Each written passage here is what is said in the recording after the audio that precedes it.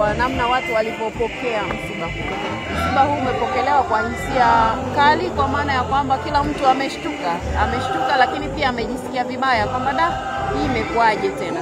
Kwa kama kuna la kujifunza ni kuishi vizuri na watu, kwa sababu hufahamu kesho yako, ama hufahamu kama hivi yeye amelala hatuoni sisi, lakini sisi ndio tunaojua kwamba ngoja niende nikamsindikize, ngoja niende nikamsitiri. Kwa hivyo wote tujifunze kuishi vizuri na watu, kwa sababu hujui nani atakusitiri siku utakayokuwa umetangulia. Asante sana. Msamaha mheshimiwa, una nafasi gani kwenye maisha yako? Naam? Msamaha una nafasi gani kwenye maisha yako? Msamaha kwa kweli ni jambo la muhimu. Kwanza wewe mwenyewe kujifunza kusamehe watu, lakini pia ukijifunza wewe kusamehe watu, ni rahisi kwako pia wewe kuomba msamaha ukiwakosea watu, kwa sababu hujui dakika inayofuata nini kitatokea.